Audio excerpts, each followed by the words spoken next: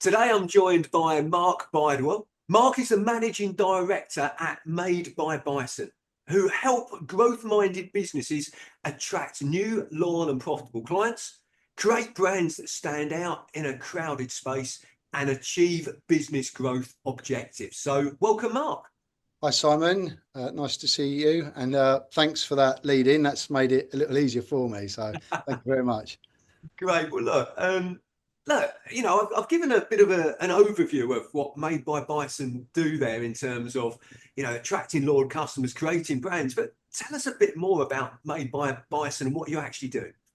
So we provide two services. We offer a full end-to-end service from discovery through to creation to implementation. So coming up with new ideas, creating new brands and delivering them through clients, including organically here at Bison, producing graphics for vehicles, offices, signage, as well as wonderfully tactile pieces like, actually got one here, like this white ink printed greetings card here. So our challenge or our client's challenge is helping them stand out in crowded market space.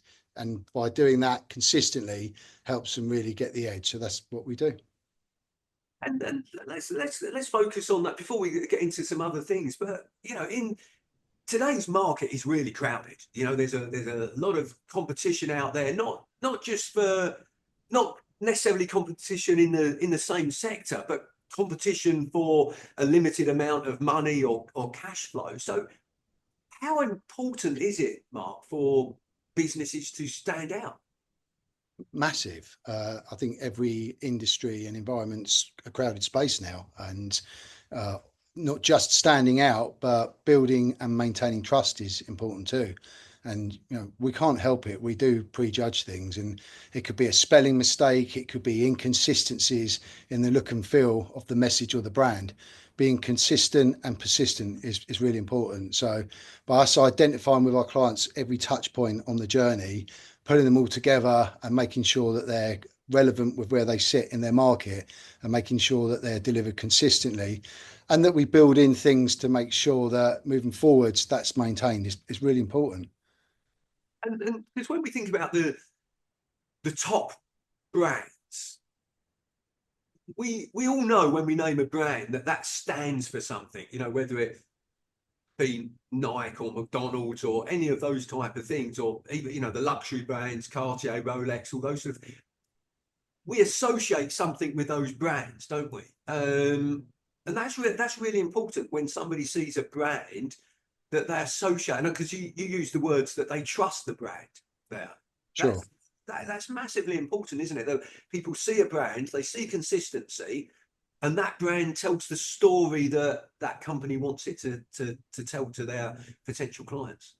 Yeah, absolutely. As well as keeping things simple. I think the big challenge people face is making things complicated, and there's enough noise out there. The difference that makes a difference actually is simplicity, and again being persistent and consistent. So when delivering the brand, it's much more effective to strip everything out that's not there. I think the saying is, if you throw a ball, someone catches it. If you throw several, they don't catch any. But we just want to add everything in. We want lots of colours, lots of noise, a phone number with the telephone symbol. I think we know by now you don't need to put the phone symbol. Yeah. And it's just everything becomes packed with so much that we just shut it out. And the art is actually delivering something where you see it and then you see it again, and then in quick succession, you have the competitive edge over other people who are just trying to force too much information in, and you start to warm to brands. Then you start to go, I've seen them somewhere, and that builds. So creating something that's relevant and delivering it across all the different channels. Omnipresence is the big thing at the moment, online, offline, from websites to social media to on the vehicles to in the office space to the email signature. Each of those is a missed opportunity to build on the brand if they're inconsistent or there's no message there. No, absolutely, so important. So let's go back. Let's go back a step into how the business was sort of created and how you became involved in it. Because the business now, I think it's well, is it next year? It's coming up for 50 years old. Yeah, so founded in 1976 by my dad, Les Bidewell, and his partner, Lionel Robinson. Bison, Bidewell and Robinson started above the Golden Boot in Gabriel's Hill. Back then it was known as Bison Pulp and Paper, and they were importing pulp and paper from all around the world, supplying the biggest publishers and printers in the UK.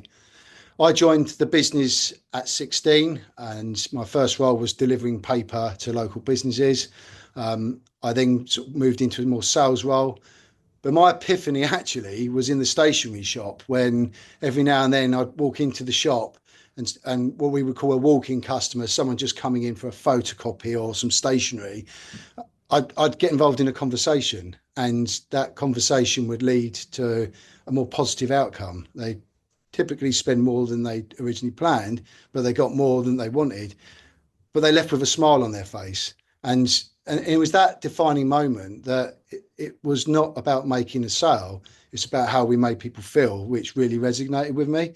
And that's part of the sort of diversification journey we went onto. And we continue to evolve and get more, sort of dealing with customers direct, and rather than just selling, which has been great and something I'm very proud to have been part of, but rather than just selling container loads of white paper and not seeing it come to life, which is very transactional, actually on a much smaller scale to start with, but take white pieces of paper or coloured card and go through a creative journey that leads to an outcome someone wanted. And I was saying back then was, did the customer leave happier than they walked in? And actually today, in fact, it's our value of the week. It's client, we only succeed if our clients succeed. So, we are a profitable business, and we're proud of that. But that is the byproduct of customer success, not the only reason we exist. That's brilliant. And what I find really interesting about the business is that actually how it's evolved. How it's over time it's adapted and changed with with the current market and the market conditions. And look, if I can compare it to something like Amazon. Amazon started out something really different to what it is today. I Yeah. think it was the world's largest bookstore. Obviously what it does today is very different to what it does, what it did then. And your business has adapted and evolved. So what's is it? Have you done that through spotting opportunities in the market, or challenges that you faced? What's really been the key driver of those adapting and changing?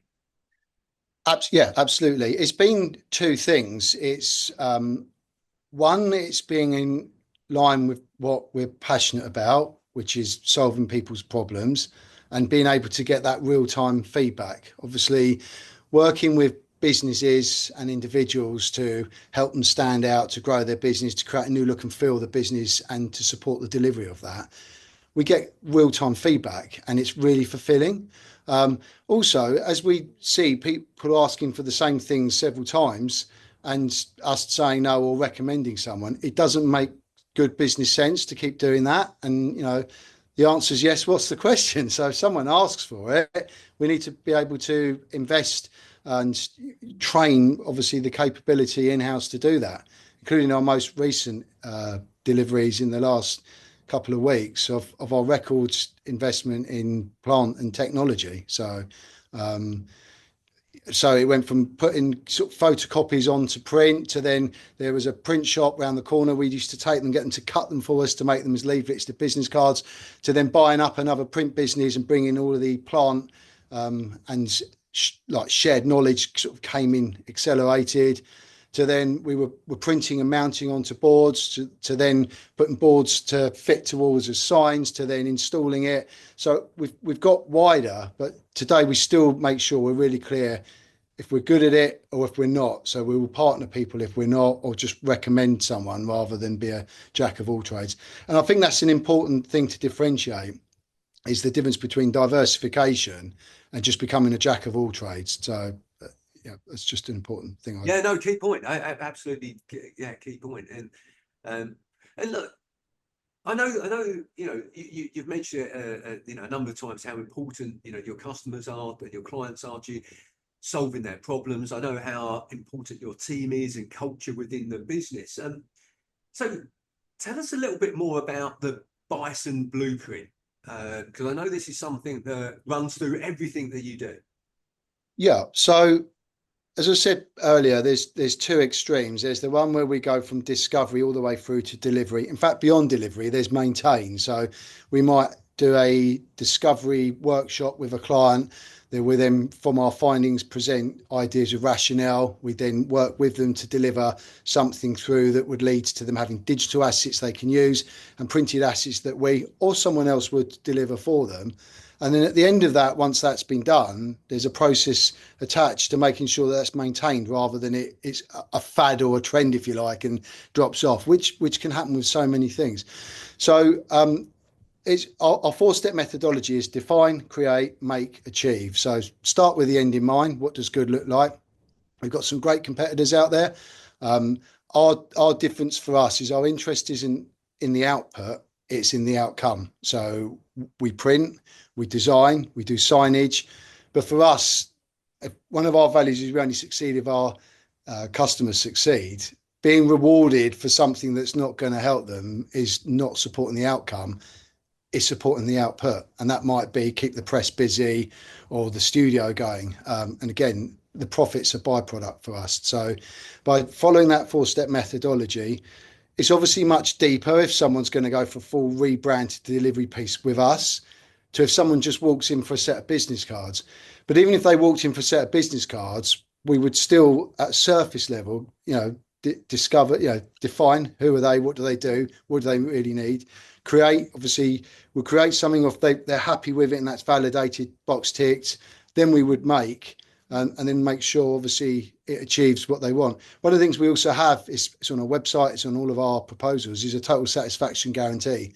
So actually it's black and white. The two extremes are we have clients that are really happy that they went with us and will testify and become one of our success stories, or we have a total satisfaction guarantee, and that's obviously validates our value and shows that it's true to the core of what we are. I love that. And so for you, Mark, what what makes a successful business? What's required to make a successful business? Um, it's a bit cliche, and I know in the old days everyone looked for profit, that one pillar, and then the new one is triple P, people, planet, profit. I think, a business rather than a charity is about profit, but it's not just profit. It's, for me personally, staff is bad language. It's team. We're a team. We win together, or I lose on my own. But they're the most important thing to me. I'm very proud. I've got people that have been here for over 10 years, nearly 15, and I call them friends, and I'm very proud to work alongside them. Team culture. We could have someone come in that could bring work that could double the size of the business. If it doesn't fit our culture, I'm not interested. So that profit pillar is nothing if it compromises the people. And sustainability, it's a big thing as well. I'm personally very bought into that. I feel very connected with the impact we're making on the planet. But I like the fact I'm in an industry which is demonized. Print, don't print, save the planet. Manufacture's a dirty word. But actually, if I and others can take on in their space the idea that we don't use it's different for me, we lean into it. And we've done that. We've won awards for sustainability and decarbonisation, where we're creative and resourceful, and we're parts of charities like Two Sides Love Paper Initiative, which myth busts and debunks the idea. Paper, trees planted for paper specifically is growing in Europe massively each year, and yet it's seen that we're cutting down forests and it's a really unsustainable medium. Our energy is 100% renewable. During the summer, nearly all of it comes from our solar.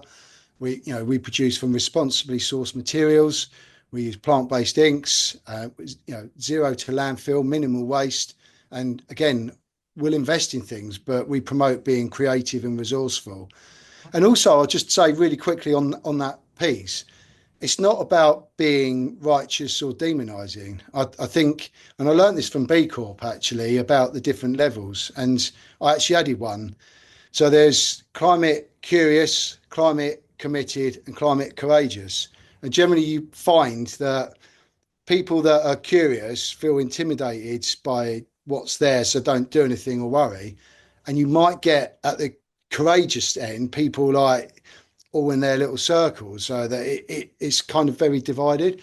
I actually like the one as well, climate not interested, because wherever I or this company is on the ladder rungs, choice of words, Yeah. it's much better to be inspired by what's above to do more and pay it forward or down, if whichever way we look at it, by doing it. And then it made me realise wherever we were, whether it's committed or courageous, actually it's wasting time if we're spending it all in that area. It's much better getting around people that are not interested, as an example. Because if we are entrusted in people to create a new look and feel for the business, and we have an opportunity to say, there's two choices. This one, I know you're not interested in sustainability right now, but your stakeholders are or will be, and it might be in the future, and it won't cost you any more or very little. Why would you not do it? That's really empowering, because then we're trusted to do something that's not against what they want, but can help that. And then obviously, if they start seeing the results show up, they become curious from not interested.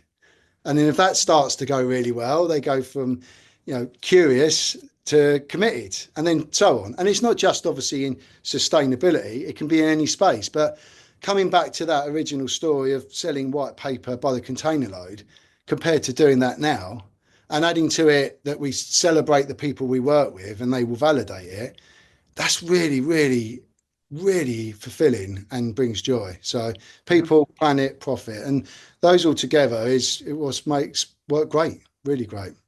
Yeah, I love it. I love it. Your passion is showing through there, Mark, which is great. And look, you're the managing director of the business. So what what's your primary role in the business? As managing director, what's your primary role within the business? Um, I mean, because we're a small company, I guess like a lot of these roles, they often mean a lot of the same and different. You've got managing directors that are hands-on still, and you've got managing directors which are obviously much more strategic. For me, mine's very customer centric, and team centric, although I want to be doing more with my team and my team to be doing more customer centric, which they do, by the way. I mean, the vast majority is my team, but for what I do carry as customer centric roles, and I absolutely love, I want to bring people on a journey so that I can become more strategic, so that I can get involved with things. But if I'm not there, it doesn't impact the business. It's being involved for the sake or to help someone rather than being a constraint if not. But I said, it's a small growing business with great people, and I'm keen to work through that to be more on rather than in the business. Like it, yeah, that's great. And so what would you say? Because I think you started in the business. I think when you were 16. Yeah. Um, you said you started from delivering sort of paper in sales, and now managing director. So what's been your biggest learning throughout that time? Where from working all that time in the business, and as you say now working more on the business, what would you say your biggest learning has been? I think first of all, I'm not a victim. I'm not helpless. There isn't a villain. Yeah, I think ownership, extreme ownership, and gratitude are really great things. And two ears, one mouth. I think when I was younger, I spoke too much and I wasn't curious enough. And I think that's something that's really good to at the age of 47 to finally grasp. But also surrounding myself with the right people, my family, my peers, my team, and obviously a plug's going to go out to you, my wonderful business coach as well. So okay, so there's some, by the way, some great learnings there to think about. If there was one thing that you could say to you could say to an 18-year-old you, what would you say? If you could go back and speak to yourself when you were 18, if there was one thing you could say to yourself, what would it be? It would be that. It would be curious, not certain. I think it's really important. I think when I joined the family business, I thought I knew everything. It was my way. I didn't, and I don't, and I never will. And I think um, we obviously live lean here in a gamified way rather than Six Sigma. But adopting that continuous improvement mindset opens the doors to possibility rather than a limited belief by thinking you know everything. And said for us, we have a daily kata. We meet on the shop floor. We do two things at the start of that. We talk about something we're all grateful for, and we all share an example of word for the week, which is one of our Bison 7. So this week is client. We only succeed if our clients succeed. So we'll give an example of that. And I think it's that because that's so empowering and it's so good for culture. If obviously of authentic origins, because there's a big difference between someone reading and doing something and actually feeling, believing, and delivering it. So for us, that's been the glue for the business, and I've no regrets. But if with the benefit of hindsight, that's what I would do differently this time. Is just be more curious and shut up. Look, Mark, I really appreciate you taking the time to speak with me today and sharing more about your business and but also your journey as well. So thank you very much. Thank you. Really appreciate the time. Thank you, Simon.